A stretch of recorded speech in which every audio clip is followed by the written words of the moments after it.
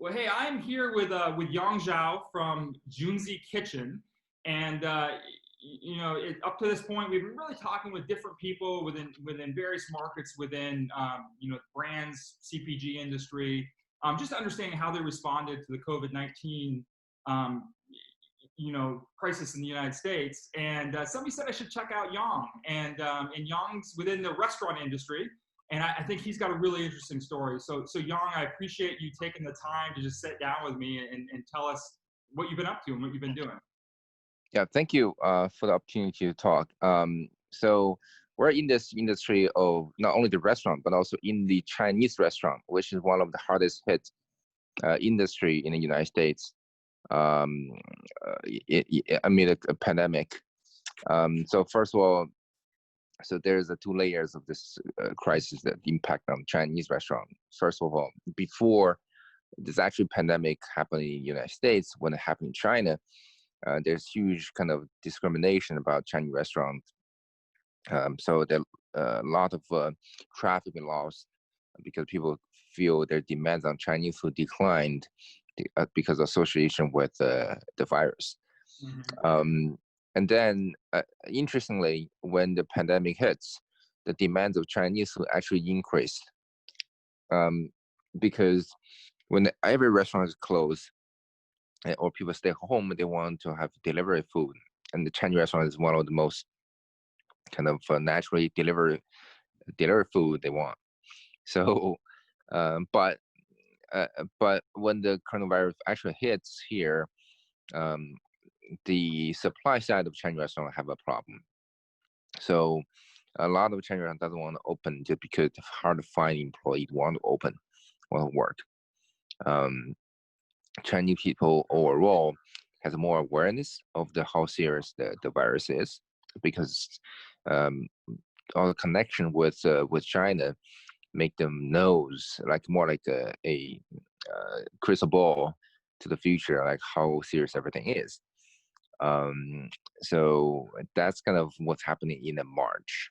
So I want to kind of jump in here. So what Yeah. I'm kind of hearing you say is like a Junzi Kitchen is a Chinese restaurant. So if we were to say what's the worst situation to be in, you're kind of in a double bad situation, just from a segment, because you're Yep. with the restaurant industry who is hit hard because people can't go and dine in, and Yep. then in the restaurant industry you're facing potential discrimination from people who are saying I don't want anything to do with China, right? Yep. Call it down to the food, right? So bad situation, and then what I'm hearing you say though is even within that, as you personally were taking a step back, you're saying, hey, the demand for Chinese food should be either staying flat or potentially going up, just because within the Chinese population, there is this desire to have meals together, and you're saying as demands maybe going flat or going up with maybe your target group, the supply of Chinese food is going down because some restaurants are shutting down Yep. because of this discrimination. Do I have that right up to this point? Let me elaborate a little more on this supply chain and demand change. Yeah. So the Chinese restaurants is from the data of national data is closed about 51%, as the largest closure, temporary or permanent close during the pandemic, larger than any other type of restaurants. Okay. As mostly because of the people don't want to operate, don't want to open. A lot of restaurants actually open. They kind of not only decline their business, but also somebody has a number of increase, but just shifted from a more dine-in, but more like takeout deliveries. On the other side, the demand change. The demand is Chinese restaurant in America is mainly actually as the largest from non-Chinese communities, because Chinese restaurant in America currently has about a $30 billion. Before the coronavirus, have a $30 billion kind of a market, with 44,000 kind of units of locations. Mm-hmm. And the majority of these clientele it's not Chinese population. The Chinese population only have like 7 million people in total. So in large cities, there's a lot of variety of Chinese restaurants, like say in LA or New York. But in the majority of America market is the Chinese takeout. Okay. So there's a more typical Chinese restaurant with the traditional American Chinese food, and the menus have been there for like 30 years. So so the first wave of decrease for demands because of discrimination, but the decrease of demand come back and even have a slight increase of a demand because of the functionality of a delivery food. So that's what's happening between the before breakout and after breakout of the coronavirus here in the United States. So that's kind of what's the background of a lot of conversation about Chinese food is the demand supply changes during the time. Yep. So you're saying initial demand may have dropped, but then as you look at what's happening within the restaurant industry, Yep. you know, Chinese restaurants in general have good solid takeout, you know, as part of a percentage of their business, and therefore you're already set to succeed in an industry that is quickly transitioning to being takeout only. Yep. Yeah. So I think you also started to talk about you know, having connections in China and being able to almost see where things were going. And you know, I'd love to kind of hear more about that and to hear. Okay, so you know, this first wave comes. It's a little bit of a hit. Second wave, you're in a good position to, from an industry standpoint, to be ready for this takeout. And how are you using your knowledge or your connections within China to understand what's happening and then prepare your business? So I think with China's the journey China been through, at least from the beginning of this, has a lot of experience you can directly apply to here. So you know, when the society going to have the breakout of the coronavirus, it will have a panic time. The panic time will close. The society will shut down. Everything will shut down. The demands just and the supplies of everything basically dislocated to each other. And it's important for every business want to survive is kind of redefine or rediscover the where the demand is.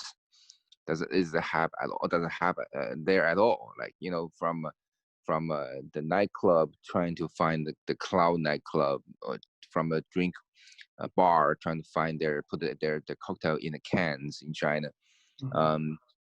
From restaurant wise, you know, the people shifted from store centric experiences into a home fridge centric experiences. You have to design your product upon that. Your product will stay in the fridge with other products from other restaurants. You can become one of the leftovers, and for the whole family, not only for one people, but a lot of families together stay together.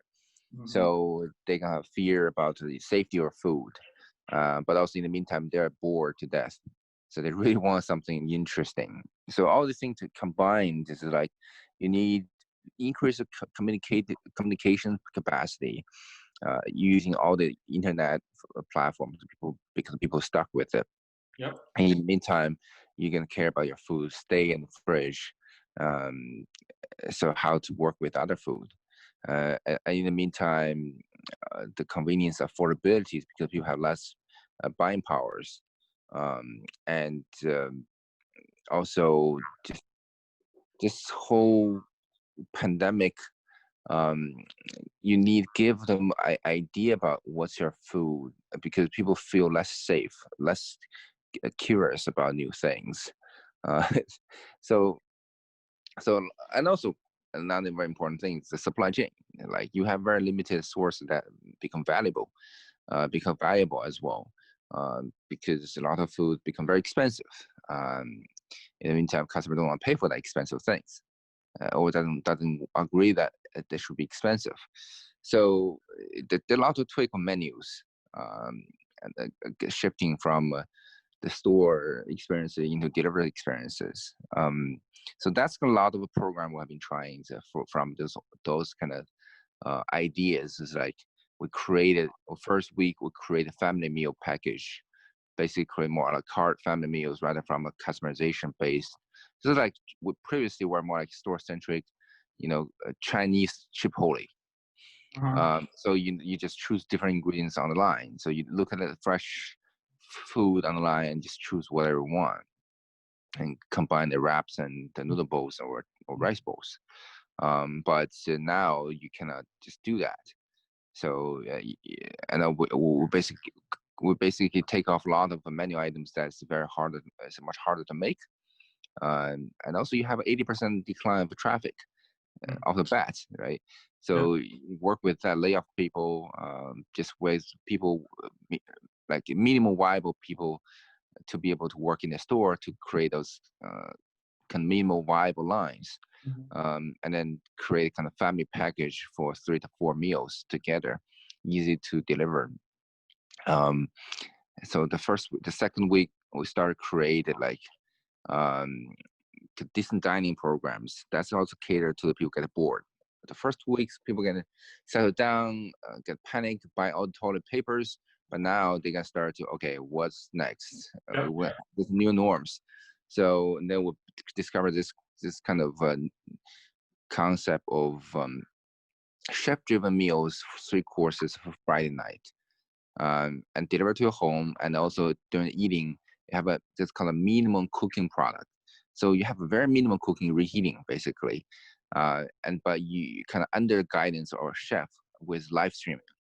So it's kind of interesting to experience with him, to hear him talking about different meals, why they create these dishes, and collaborations, the meanings, historical contexts, because every week could be different themes. There can be some Chinese Korean food, Chinese Japanese food, Chinese Taiwanese food. There's a lot of different kind of cross-cultural reference experiences. So it's kind of gave you a interesting dining experiences right now, other than just fridge diving. So that's been sold out every week. Of about right now it's about 200 meals a week. So every week sold out pretty easily. We don't even do much of advertising, so because people just want to subscribe to it. And then we also created like a share meal program we call SAM, because that program is basically identify the people in need is kind of this during this war with the virus, especially for the frontline workers, and they're in need of food, especially high quality food. So we basically create a platform to assemble the society's resources, that we will provide a meal with a very affordable price. It's a $10 per meal to the hospitals. The hospital will be free meals, but the people will donate money to us. So with that, it's basically create job opportunities for essential workers like us. But in the meantime, provide a good meal option for people working really hard in the front line. So that meal so far we had about from the end of March, we delivered more than 5,000 meals so far. Okay, so just the hospitals alone with that meal program. Yes. So we partner with the charity programs like Share Meal program. We partner with the Meal Heroes. I will partner with organizations, corporations such as Beacon Key. There's some soy sauce company or Bank of China. To kind of do the charity donations, or we have collect half our funds from our customers. A lot of people want to give us tips, and they just we don't want to accept the tips. We want to say, hey, just give to the programs. So we have a lot of people from different programs give us tips. So we funnel that into this fund. So we keep the kind of donating the meals to the hospital probably until June was keep kind of this fund alive. Even right now, the kind of less demand from hospitals. Yeah, can I kind of cut in a little bit right now and make sure Yep. I'm just kind of summarizing and following some of the highlights, right? So you talked about initially some of the challenges you were seeing is, hey, people are going to be worried about the quality of the food, and they may not have as much money to spend on food. However, from a sort of opportunity standpoint, or from a how do you want to spend your time standpoint, there's going to be this increase in basket size as people are maybe not living alone anymore, or ordering just for one. Yep. Maybe they're ordering for their whole family.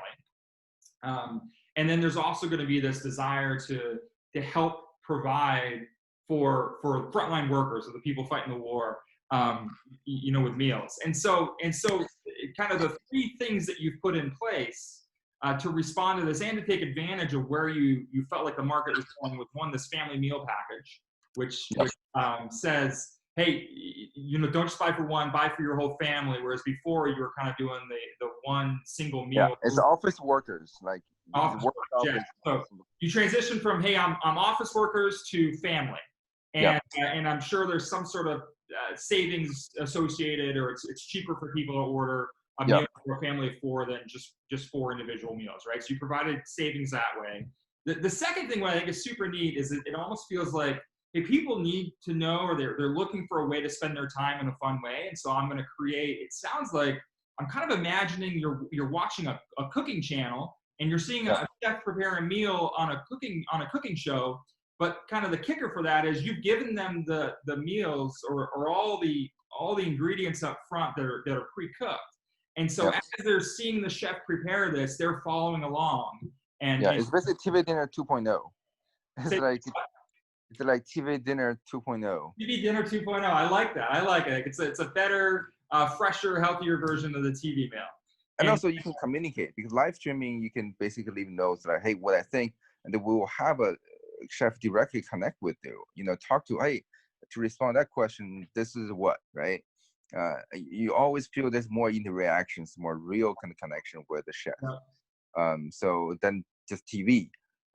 So, and the food every time is different, created for the customer. So this kind of a much more intimate connection with the food and the chef and experiences. Almost feels like you're in the restaurant, talking directly to the chef.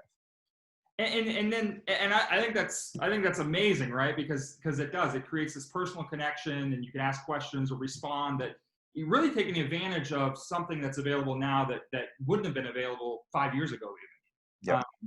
And then the last thing is you created this program in which people could say, even the tips for your business are now, instead of going to you, are going to programs or meals for frontline workers, or people can just donate money to provide up to 5,000 meals for frontline workers. Those are kind of the three ways you responded. I'm curious, there's one thing you touched on that you had sort of highlighted as a risk, is from a supply chain standpoint and from a cost standpoint for food for yourself. If we think of profitability of revenues and the top line, bottom line costs, you have a cost structure that you felt was increasing. Did you do things as well to respond to what you felt like would be an increase in food costs, from a menu standpoint, or from a savings in other avenue standpoint? Yeah, definitely. I mean, from food cost perspective, the first of all, we kind of know when the U.S.-China trade is kind of a huge problem. Mm-hmm. So a lot of our ingredients previously probably depends on this effective, efficient trade. But now, before that, during the trade war, we still have this kind of whole idea about which part of goods or ingredients we need to put a stockpile for more months. In terms there is any disruptions, we should have enough supplies for that. And in the meantime, because all the Chinese restaurants decline, so we have to make sure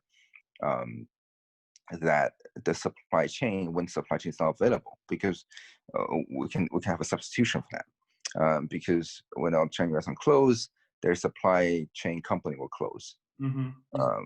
So then you cannot get some unique ingredients for basically they create for Chinese restaurants, such as like Napa cabbage, stuff like that. So we have to take off a lot of unique ingredients. We love to cook, we love to show, but now we can choose some more generic ones like carrots. So I like, yeah, it's a compromise, but it's a temporary compromise. So right now, a lot of suppliers start to open again, so we can see probably a lot of ingredients can become available now. But still, the price change as well. For all the ingredients, we see the kind of price increases just because the efficiency of the supply chain decreased. But in the meantime, we know that from China, because the consumer has less disposable income, so they cannot afford a price increase. So the company has kind of dilemmas, right? The margin has to be from somewhere, right? Could be from landlord, just will pay much less rent, or you don't pay at all, or just from kind of efficiency of an increase of labor efficiencies, because I think the pre-pandemic, the store experience you want to maintain, especially from the fast casual, this kind of Chipotle model, does have a low efficiencies because you need to make people interact with the people. But now you basically order all from online, so you have less people making food in the store to focusing, provide those to electronic orders. So that also can hedge a little bit those higher costs, during the pandemic.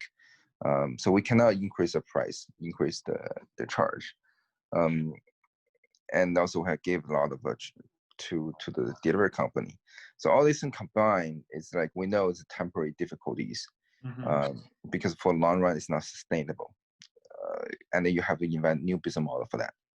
Yeah. So what I'm hearing you say is, in the short term, your approach was, how do we create a system so that revenues keep coming in? And that was your family meal package.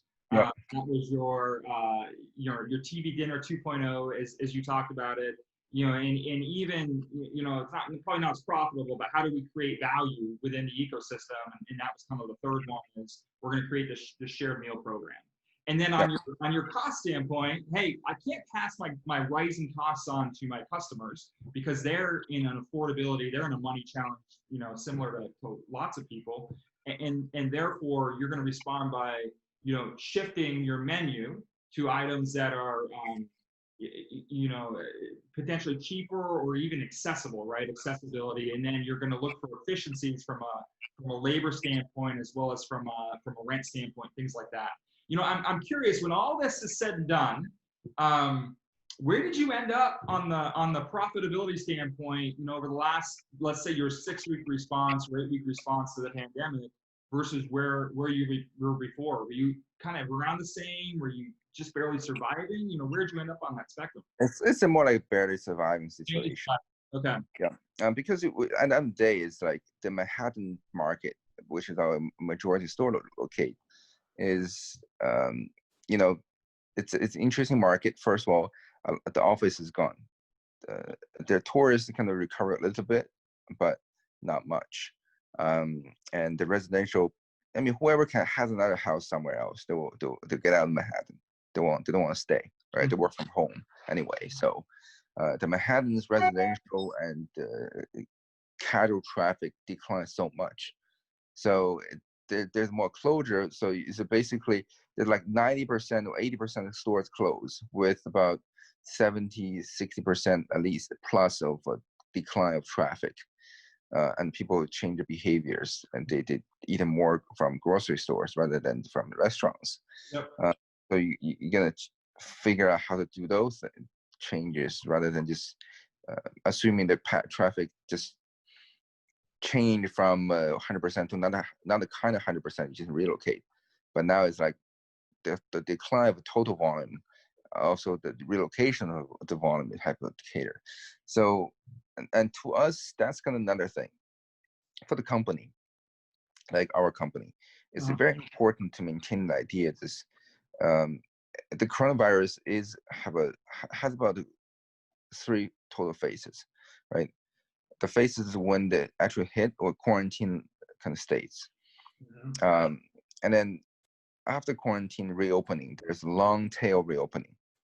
And then even post reopening, even we have control, that people have traumatized experiences, basically PTSD of the coronavirus will happen for another period of time.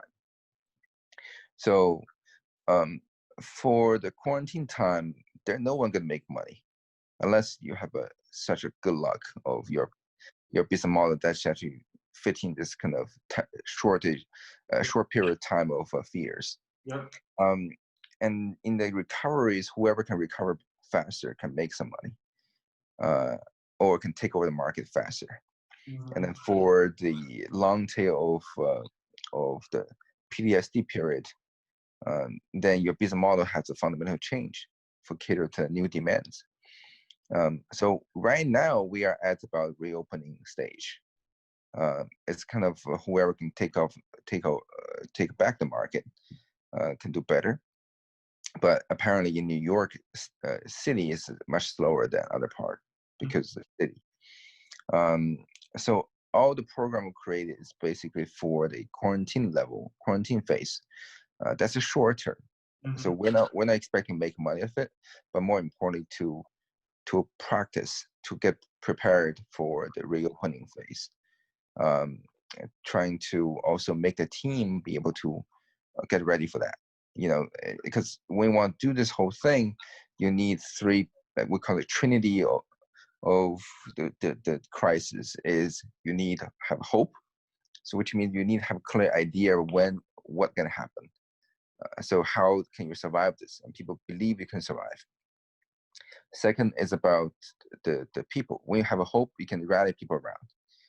And then you have hope in people. Sometimes you can rally more money as well. So getting investment and saying we are basically people can consider we are the kind of the trees. I given a few different knowledge for this, but one common one is when the forest has fires. So their tree can burn down, but also their new tree can grow up after the fire. So you want to become on the seed or on the trees that survives and get more sunlight after the fire. You don't want to get burned down. So, and the investment company knows that. I mean, a lot of great companies burned out of the virus, the kind of crisis from the 2008 crisis. There's a lot of great company born. So now it's time for another batch of company to really grow post this fire. So and what I love about your analogy, and even you're taking a step back and saying these are going to be the 3 phases, is that enables you to be very clear about what your goals are for each phase. And like you said, your goal for phase 1 is I am going to adjust my business model as necessary in order to survive. But the reason I'm surviving is not just to avoid loss, but it's to as I'm surviving, I'm looking to build the foundation to be the seedling that can grow once the other trees have burned down.